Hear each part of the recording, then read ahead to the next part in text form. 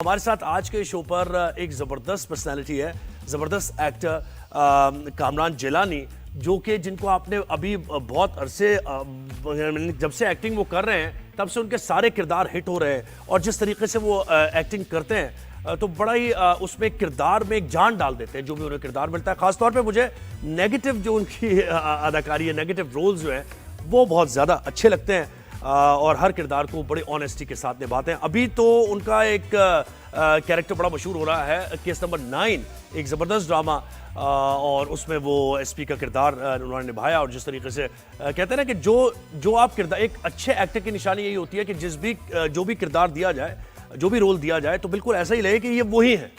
तो ये इनकी खासियत है। अच्छा, न सिर्फ एक अच्छे एक्टर है बल्कि एक ऐसे इंसान भी है जो बड़ी इंटरेस्टिंग शख्सियत है। ऐसे ही नहीं कि सिर्फ एक्टिंग में मगन है और बस एक्टिंग का करे है, सीरियस है, नहीं नहीं नहीं, साथ साथ एंटरटेनमेंट भी चलता है उनकी लाइफ में, साथ साथ क्रिकेट भी चलती है, हंसी मजाक भी करते हैं, अपनी फैमिली को भी बेहतरीन तरीके से ज़ाहिर है उनको भी वक्त देते हैं। तो एक ज़बरदस्त शख्सियत, लेगेसी उनकी है, लेकिन इस लेगेसी के होते हुए कई दफ़ा ऐसा होता है कि आपको वो लेगेसी हॉन्ट कर रही होती है। जब आपकी ज़ाहिर फैमिली किसी फील्ड में होती है और आपको भी मौका मिलता है उस फील्ड में, तो लोग बहुत ज़्यादा जज करते हैं आपको कि भाई मौका मिल गया तो परफॉर्म नहीं कर सके। लेकिन कामरान के साथ ऐसा नहीं है। उन्हें अगर मौका मिला है तो उन्होंने करके दिखाया है और ये प्रूव किया है कि वो एक ज़बरदस्त एक्टर है, एवॉल्व किया है एज ए एक्टर, जो कि खुद वो कहते हैं कि शुरू में उनकी अदाकारी इतनी सही नहीं थी, खुद वो कहते हैं, हालांकि हमें तो बेहतरीन लगती थी, लेकिन अब वो कहते हैं कि वो एक मैच्योर एक्टर बन गए हैं और वो नजर आता है उनकी परफॉर्मेंस में। कामरान जिलानी को वेलकम करते हैं शो पर। गुड मॉर्निंग, कैसे हैं आप? ठीक ठाक हैं आप? ठीक ठाक हैं? गुड मॉर्निंग, अस्सलाम वालेकुम जी सबको, ज़ुहैब, आपकी पूरी टीम को, आपको बहुत बहुत शुक्रिया। Thank you thank you. Kamran, हम आगाज तो केस नंबर 9 से ही करते हैं। ये जब आपको कैरेक्टर ऑफर हुआ तो आपको लगा था कि इसमें इतना पोटेंशियल है? वैसे तो एक मुख्तलिफ ड्रामों में आपने अदा किया होगा एक कैरेक्टर, लेकिन स्टोरी स्ट्रांग थी, प्रोडक्शन अच्छी थी, तहरीर अच्छी थी, जिसकी वजह से इतना इस्टेब्लिश हुआ और आपने भी बेहतरीन तरीके से उसके साथ उसको जस्टिफाई किया।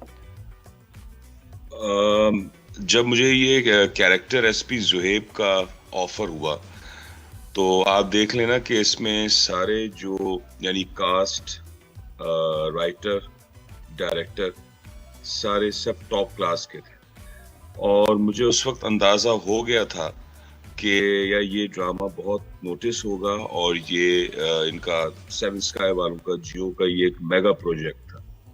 तो मुझे बताया गया कि जी इसमें आप एक अच्छे गुड कॉप का कैरेक्टर है और आपके ऑपोजिट जो है वो एक बैड कॉप है जो कि गौहर रशीद वो कैरेक्टर प्ले करेंगे।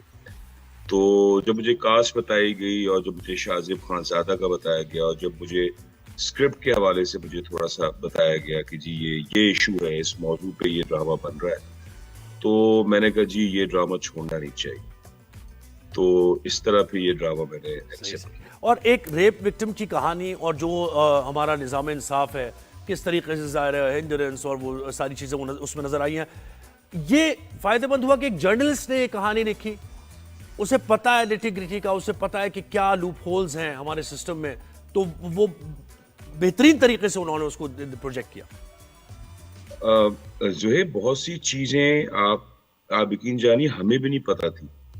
अब इस हवाले से ना बड़े लॉज अब बन गए हैं ना, तो जाहिर सी बात है हमें अंदाजा था कि शाहज़ेब के पास इतनी स्टोरीज हैं और जो उनकी रिसर्च है वो बहुत अच्छी होगी, तो वो हमें भी बहुत कुछ इस ड्रामे से सीखने का मौका मिला। अवाम को तो सीखने का मौका मिला ही मिला, हमें भी बहुत सी चीजें सीखने को मिली इस ड्रामे से, ये स्क्रिप्ट करके। तो बहुत अच्छा लिखा शाहज़ेब ने, सब एक्टर्स ने बहुत अच्छा परफॉर्म किया। लकीली ओवरऑल जो सारी जो चीजें थी, डायरेक्शन वजाहत की आउट क्लास, और मैं समझता हूँ कि वजाहत केस 9 के बाद, बल्कि उससे पहले भी इंडस्ट्री के टॉप डायरेक्टर्स में अब शुमार किए जाते हैं।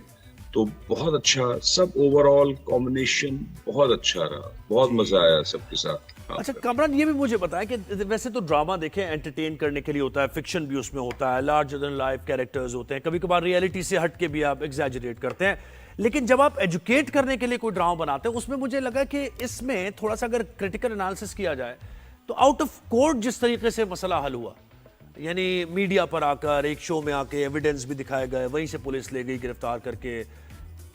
मुझे थोड़ा सा नेचुरल यानी ऐसा होना चाहिए, ये प्रेसिडेंट सेट होनी चाहिए कि मीडिया की पावर इतनी हो कि एक कोर्ट में मामला चल रहा है, सब जुडिस मैटर है, जज ने फैसला करना है, लेकिन सम वे और दी अदर आप इन्फ्लुएंस कर रहे हैं मीडिया के क्लाउड के जरिए, चाहे वो रेप विक्टिम को आप फायदा ही पहुंचा रहे हैं। ये मुझे बहुत सुनने को मिली चीजें सोशल मीडिया पे भी, बहुत से लोगों ने व्लॉग में और वैसे बहुत जगह ये बातें सुनने को मिली कि जी ये फिर कोर्ट की अहमियत क्या रह जाएगी कि जब सारा जो है सब कुछ मीडिया ही कर जाएगा। देखिए शाहजेब ने अगर सोचा होगा तो बहुत सोच समझ के ये चीज लिखी होगी। बहुत सी जगह पे ये भी मुझे सुनने को मिली चीजें कि जी शाहजेब ने अपने आप को प्रमोट किया, अपने प्रोग्राम को प्रमोट किया। अरे शाहजेब का प्रोग्राम ऑलरेडी यार पूरी दुनिया देखती है, पूरा पाकिस्तान देखता है, उसको प्रमोट करने की क्या जरूरत है शाहजेब को। तो मेरा ख्याल है कि ये सही है मेरे ख्याल से। अगर उन्होंने मीडिया की आवाज को आप कैसे दबा सकते हैं और सोशल मीडिया की आवाज को आप कैसे दबा सकते हैं, अगर वो सारी चीजें शाहजेब ने अपने प्रोग्राम में सारे एविडेंस के साथ खोल के रख दी हैं चीजें, तो इसमें मेरा ख्याल है क्या हो गया, क्या। हाँ बिल्कुल ऐसे ही। तो सोशल मीडिया पे हर जो ज़ाहिर है अपनी मर्जी से हर इंसान बात करता है, कोई इसमें फिल्टर तो है नहीं। अच्छा एक और चीज़, आपकी यानी पूरा खानदान ज़ाहिर है, आपके बड़े भाई भी और आपके फादर भी, तो कभी कभार ये डिसएडवांटेज हो जाता है फील्ड में या इसका फायदा होता है आपको कि हमेशा लोग जज करते हैं आपको कि यार ये भाई की परफॉर्मेंस ऐसी है, इनकी तो इतनी अच्छी नहीं है, या इनकी अच्छी है भाई की परफॉर्मेंस, होता है ऐसा? यार ज़ुहैब लकीली और अल्हम्दुलिल्लाह मेरे साथ इतना ऐसा नहीं हुआ। शुरू में जैसे मैंने अपने इंटरव्यूज में भी कहा है कि प्रेशर बहुत होता था कि जी कुर्बान साहब का बेटा है तो उस हवाले से एक्टिंग कुर्बान साहब के लेवल की होनी चाहिए। फिर अदनान आए इस फील्ड में, फिर मैं आया, अदनान उससे 4-5 साल सीनियर है। लेकिन मैं ये समझता हूँ कि यार हर एक एक्टर का अपना एक स्टाइल होता है। मेरे फादर का अपना एक स्टाइल था, अदनान का अलग अपना एक स्टाइल है और मैंने अपना एक स्टाइल अपनाया। तो मैं ये समझता हूँ कि ये सब बातों पे बंदा कान ना ही धरे तो बेहतर है, काम पे फोकस करे, सही बात। काम करे तो। आप इंजॉय क्या करते हैं वैसे? आप नेगेटिव रोल्स इंजॉय करते हैं या पॉजिटिव? क्योंकि मैंने देखा है कि वर्सेटाइल बहुत है आप, कि अगर नेगेटिव कर रहे हैं और एट द सेम टाइम कोई ड्रामा आपका कॉमेडी में, तो वो फिर आप बिल्कुल उस फील को अपना लेते हैं। तो वैसे इंजॉय क्या करते हैं आप? या मुझे ज़ुहैब काफी अरसे से नेगेटिव रोल्स बड़े ऑफर हो रहे थे और हो भी रहे हैं, लेकिन मैं ये समझता हूँ कि यार नेगेटिव रोल्स में जो है ना परफॉर्मेंस का मार्जिन बहुत होता है। और शुरू में बल्कि आज से कोई 7-8 साल पहले, 9 साल पहले बड़े पॉजिटिव रोल्स किए, लेकिन अभी काफी अरसे से मैंने बड़े नेगेटिव रोल्स किए हैं जो कि मुझे उसमें बड़ा मजा आता है परफॉर्म करने में। तो अगर आपका ये सवाल है कि जी ज्यादा मैं एंजॉय किसमें करता हूँ, तो वो नेगेटिव रोल्स में मैं ज्यादा एंजॉय करता हूँ। अच्छा, और एक और, आप फैसल कुरैशी और सईफा जब्बार एक रोल कर रहे थे, एक हो रहा था सीन, बड़ा सीरियस सीन था, उसमें आप कॉमेडी करते हुए एंट्री हो गई आपकी, वो क्या था? कौन से आप लोग क्या कहेंगे शायद? जी लोग क्या कहेंगे।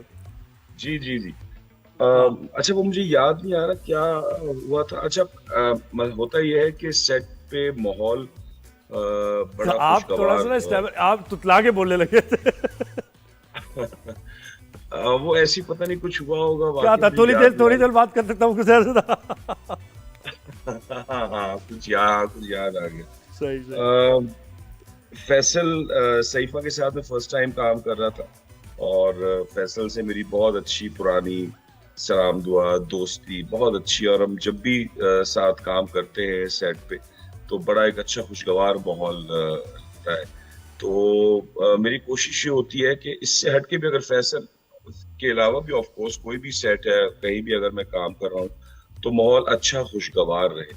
तो फैसल के साथ इवन के केस 9 की भी अगर मैं बात करूं तो बहुत मजा आया। कोर्ट के सीन्स अगर आपने देखे होंगे, मैं, गौहर, फैसल, नूरुल हसन साहब और जुनेद, ये सारे एक तरफ जनाना पार्टी सबा कमर, सही आमना सही। शेख और कबीर नकवी, सारे लोग।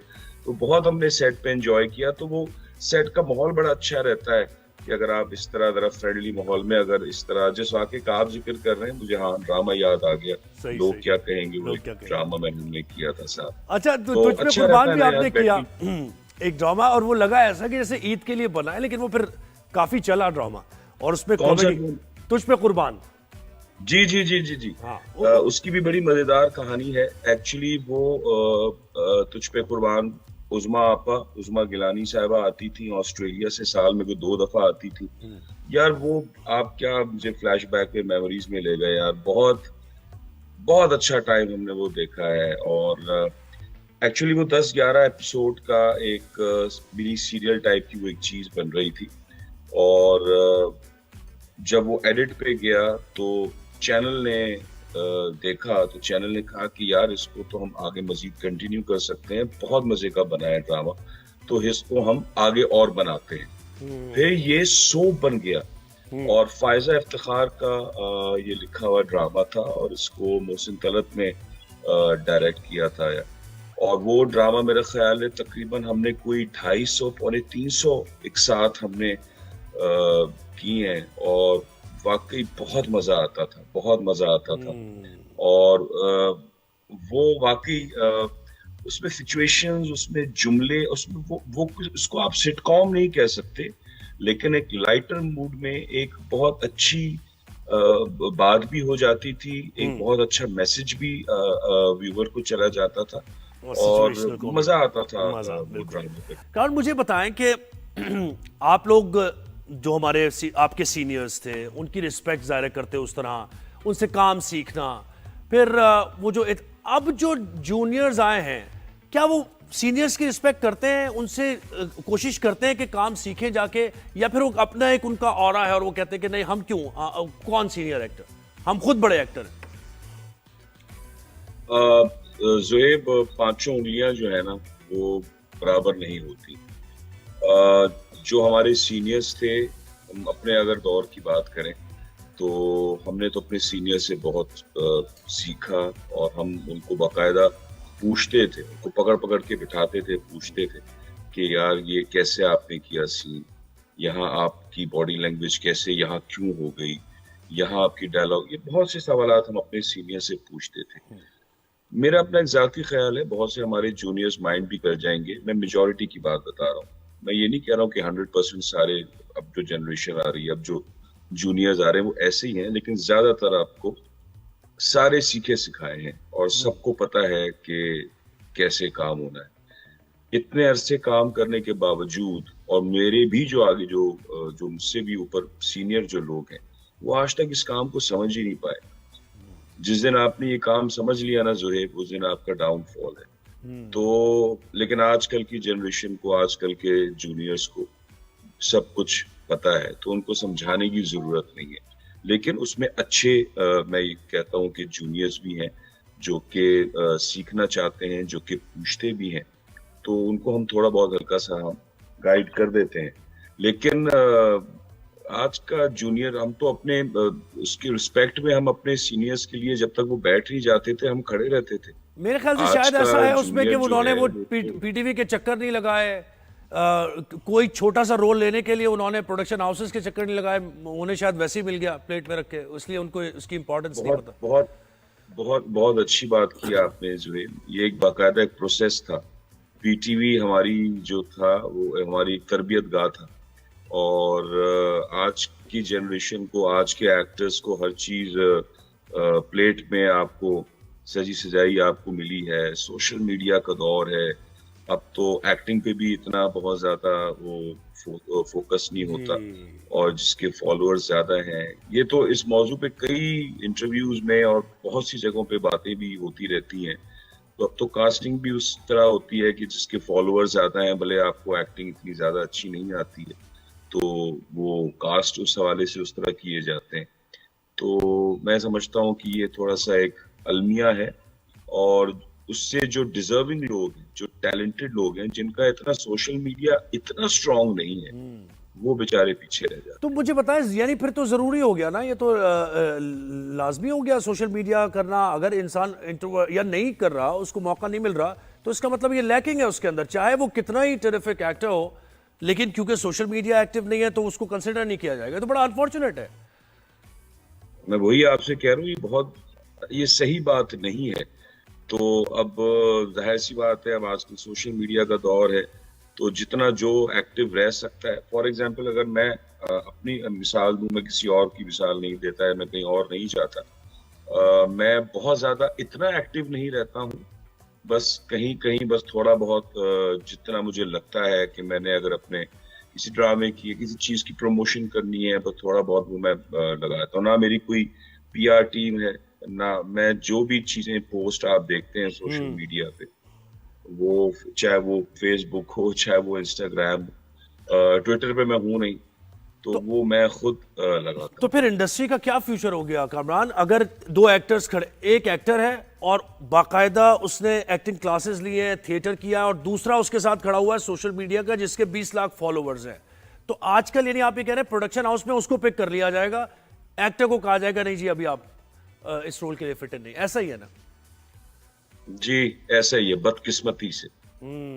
अच्छा, क्रिकेट मुझे बताएं, आप कह रहे हैं कि अदनान भाई को तो बैट पकड़ना नहीं आता, क्रिकेट खेलनी नहीं आती, और मैं जबरदस्त क्रिकेट ये क्या बात हो गई? शौक की बात है। हाँ। अदनान को शुरू से ही अदाकार बनने का शौक था।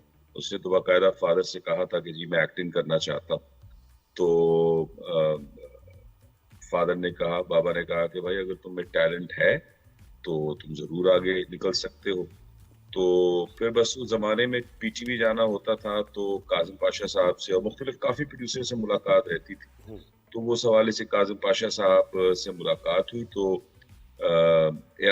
अदनान का पहला ड्रामा था एतराफ, अगर आपको याद हो तो, और उसमें दोनों आमने सामने थे, फादर भी और अदनान भी।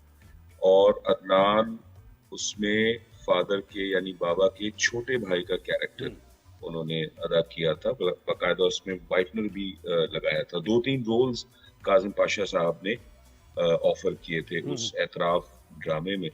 तो अदनान ने सबसे मुश्किल और चैलेंजिंग रोल चुना। तो उसने कहा जी मैं ये बाबा के छोटे भाई का कैरेक्टर। और वो ये भी करते होंगे, नहीं तो, बैटिंग की जो क्रिकेट की बात है ना, वो ये करते होंगे, मेरा बड़ा भाई भी करता है, बैटिंग ली और उसके बाद जाओ मैं नहीं खेल रहा और कामरान हो रहा है यार मेरी बैटिंग तो दो। नहीं ऐसी बात, मैंने कहा ना, अदनान को कभी भी वो आपको क्या बताऊं, उसको तो मेरे ख्याल से सही तरह बल्ला भी पकड़ना नहीं आता। तो ये रिजवान बाबर के साथ क्या हो रहा है? मैं कह रहा हूं आप खेल रहे होते ना तो शायद उससे अच्छा परफॉर्म कर लेते।